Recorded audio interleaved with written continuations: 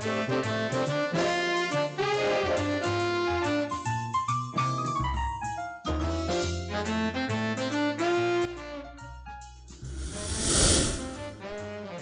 hot issue di DP 57 yaitu pasal 11 tentang standar proses, karena proses itu menjadi lebih bermakna, lebih penting ketimbang kita bicara hasil.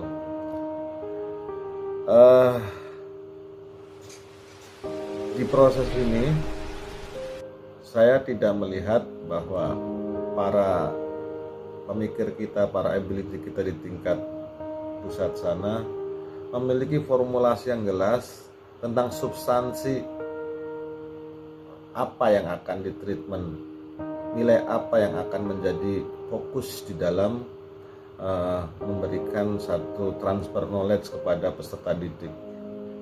Saya kok melihat ada 3 hal yang substansial di dalam standar proses ini yang harus benar-benar dibungkus secara rapi menjadi menu kurikulum yang menyehatkan bagi putra bangsa. Oke lah, kita yang pertama bicara sains, berarti ada konsep di dalam kurikulum yang fokus di sains.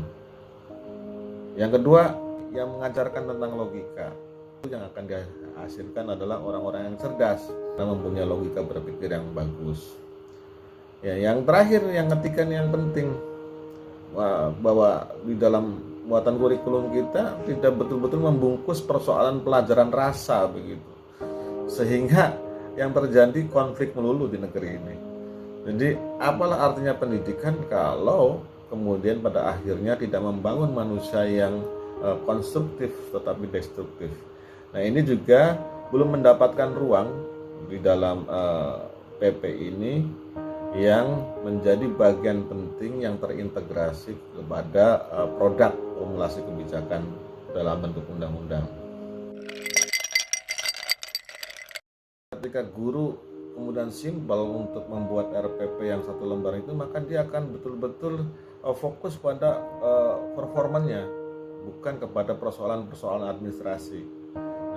Tadi diurai kenapa ada indikator-indikator yang tidak terpenuhi ketika itu 1 lembar. Terjawab ketika guru-guru itu sudah mempunyai kecerdasan logika buat sesuatu itu bisa dibikin simple.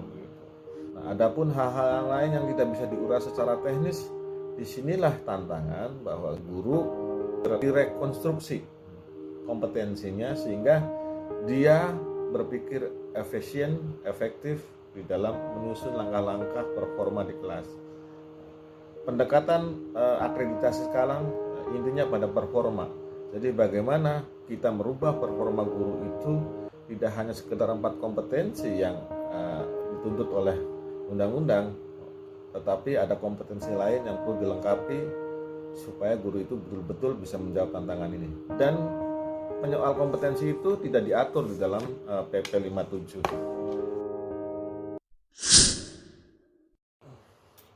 Memberikan satu analisis berdasarkan beberapa persoalan yang terjadi, ya, bahwa PP ini ternyata dikelola tidak down to earth, tidak membumi. Tadi kita punya potensi ke sumber daya alam, tetapi kita fokus pada industri.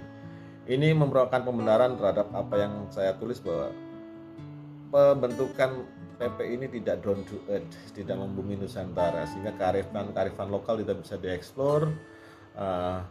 Kenapa ini terjadi? Ternyata kemerdekaan itu hanya sebuah diksi, bahwa kita sebenarnya tidak punya kemerdekaan berpikir untuk membangun kemerdekaan untuk melahirkan satu konsep pendidikan yang hakiki.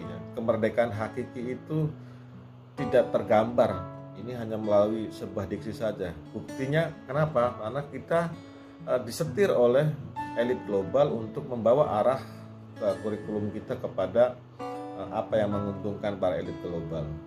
Jangan mau disetir oleh elit global. Saya merindukan para pemikir pendidikan ini betul-betul memberi ruang kepada kemerdekaan berpikir tentang jati diri, tentang muatan, tentang isi kurikulum kita yang tadi isinya tentang sains, logika, dan rasa ala Nusantara.